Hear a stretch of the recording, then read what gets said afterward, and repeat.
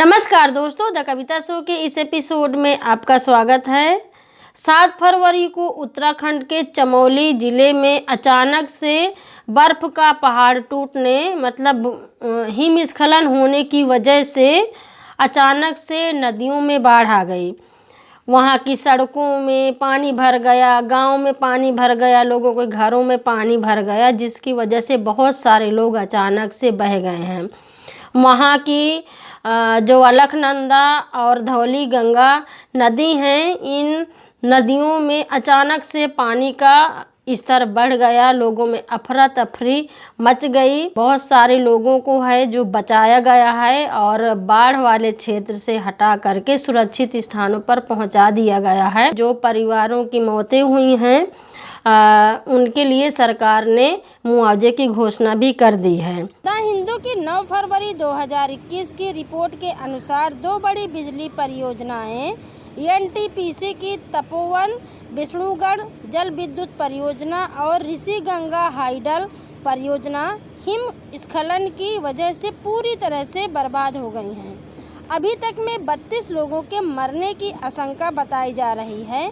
10 फरवरी की जो एनडीटीवी की रिपोर्ट बताती है उसके अनुसार अब तक में 197 लोग लापता बताए जा रहे हैं। बहुत सारे लोग हैं जो सुरंगों में फंसे हुए हैं। बहुत सारे लोगों को निकाला जा चुका है। जो हिमस्खलन के जो कारण बताए जा रहे हैं वो मैं आपके सामने पढ़ना चाहती हूँ।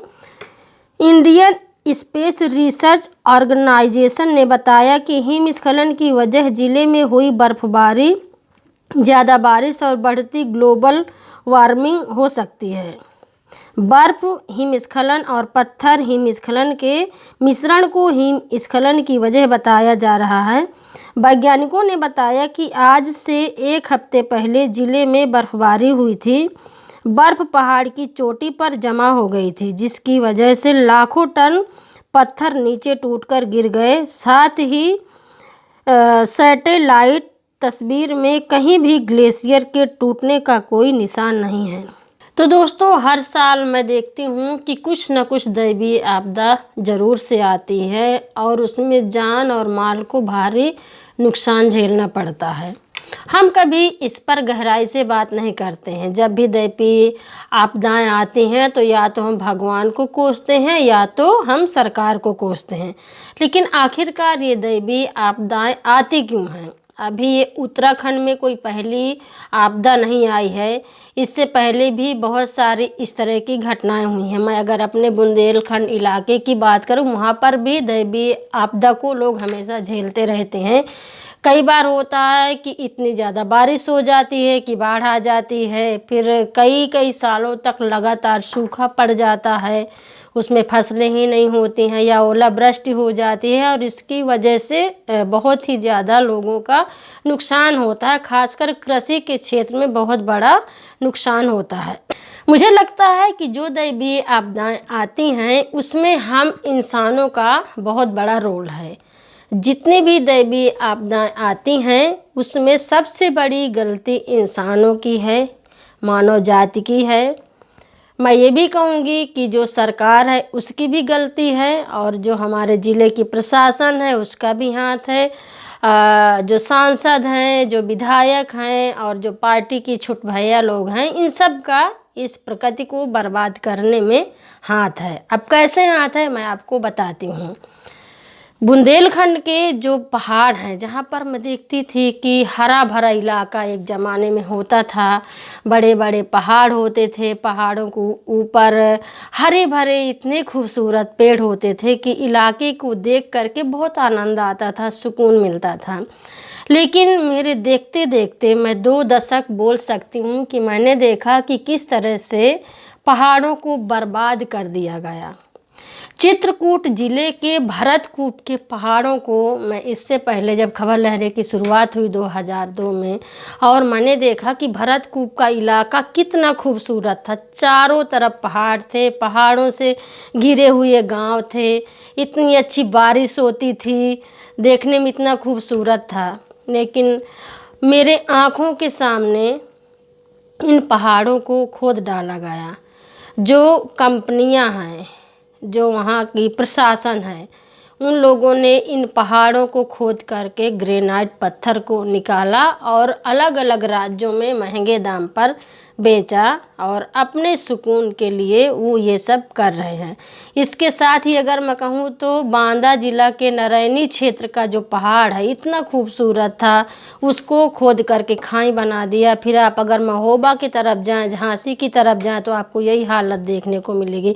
महोबा का जो फेमस, उसको मंडी के नाम से जाना जाता है, वहाँ पर इतनी सारी थ्रेसर मशीनें लगाई गई हैं जहाँ पर पत्थर की पिसाई होती है। पहले पहाड़ों को खोदते हैं, खोदने के बाद उसका जो ग्रेनाइट पत्थर को निकाला जाता है, फिर वहाँ की जो थ्रेसर लगी हैं वहाँ पर ला करके पीसते हैं, उससे गिट्टी बनाते हैं, बालू बनाते हैं और अलग अलग राज्यों में बेचा जाता है। मेरे देखते देखते जो इतने ऊंचे ऊंचे पहाड़ थे, अब आप जा कर के देखोगे तो जितना ऊंचा पहाड़ था उतनी ही गहरी उन पहाड़ों के नीचे खाई बन गई हैं, जो आज लोगों की आत्महत्या का कारण भी बन चुकी हैं। मैं ये भी देख रही हूँ बुंदेलखंड की जो मेन नदियाँ हैं, उनका जलस्तर एक ज़माने में इतना अच्छा हुआ करता था, लेकिन जो बालू माफिया हैं जो खनन करवाते हैं, नदियों का सीना चीर करके, जो बोला जाता है कि लाल सोना बालू को बोलते हैं, उस बालू को निकाल करके भेजा जाता है। और अभी हाल ही में ये भी चर्चा सुनने में आई है कि बांदा से एक स्पेशल ट्रेन भी चलाई गई है जो विदेशों में बांदा की बालू जाएगी। तो इस तरह से क्या हुआ है कि जितने भी खूबसूरत पहाड़ थे उनको ख़त्म कर दिया है। बची कुची जो नदियां हैं उनकी बालू निकाली जा रही है और गर्मी आते ही उसका जल स्तर कम हो जाता है। जो जंगल की में जो महंगे पौधे हैं, खास करके जो लकड़ियां हैं, उनको भी काट के अलग अलग राज्यों में बेचा जा रहा है। अब इस तरह से जो लोग प्रकृति को नुकसान पहुंचा रहे हैं, तहस नहस कर रहे हैं, इससे पर्यावरण प्रदूषित होता है, फिर बारिश नहीं होती है, फिर इससे सूखा भी पड़ता है या कई तरह के दैवीय आपदा हो जाते हैं। तो ये जितना सब कुछ कर रहे हैं, इसमें सबसे जो बड़ा हाथ है अमीर लोगों का, बड़ी बड़ी कंपनियों का, सरकार का हाथ इसलिए है क्योंकि सरकार पहले लीज देती है, पट्टे का परमिशन देती है, तभी जा कर के बड़े जो लोग बड़े बड़े कंपनी के लोग हैं, जो मालिक हैं, जो पैसे वाले हैं, वो लोग आकर के यहाँ पर काम करते हैं और राज करते हैं। इसी तरह से मैं उत्तराखंड से इसलिए जोड़ पा रही हूँ बुंदेलखंड इलाके को कि अभी वहाँ पर ग्लेशियर पहाड़ पिघला है और बाद में हो सकता है कि ये सिलसिला आगे चल के जारी रहे, क्योंकि हमारा जो पर्यावरण इतना ज़्यादा प्रदूषित हो गया है, तापमान में इतना ज़्यादा उतार चढ़ाव हो रहा है, जलवायु का परिवर्तन हो रहा है और इसको हमें और आपको ही झेलना है। हम और आप इसका अभी एहसास नहीं कर पा रहे हैं। तो दोस्तों, मैं ये भी देख रही हूँ कि जो लोग प्रकृति को ख़त्म कर रहे हैं, उनके प्रति मजाल है कि कोई आवाज़ उठा ले, कोई चूँ तक बोल दे।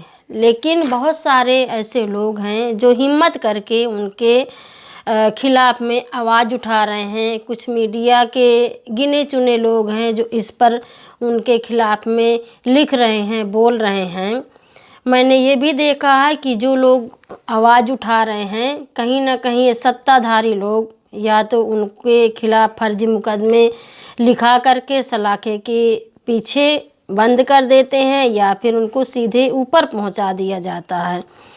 लेकिन एक कहावत है कि ऊपर वाले की मार से कोई नहीं बचता है, और इसका जुड़ाव मैं सीधे प्रकृति से देखती हूँ कि आप इंसान को ख़त्म कर सकते हैं, आप अपना गुस्सा इंसान के ऊपर बुझा सकते हैं, अपनी नफ़रत को दिखा सकते हैं, तानाशाही को दिखा सकते हैं, अपना पैसा दिखा सकते हैं, लेकिन जब ऊपर वाले की मार पड़ती है, जब ऊपर वाले की लाठी पड़ती है, तब आप कहाँ जाएंगे। और उसका जीता जागता उदाहरण आप देख सकते हैं उत्तराखंड में, या जब सूखा पड़ता है या जब बहुत ज़्यादा बारिश होती है, जब बर्फ़बारी यहाँ पर ओले पड़ते हैं और पूरे की पूरी फसलें चौपट हो जाती हैं, और इससे हम लोग सीख नहीं लेते हैं।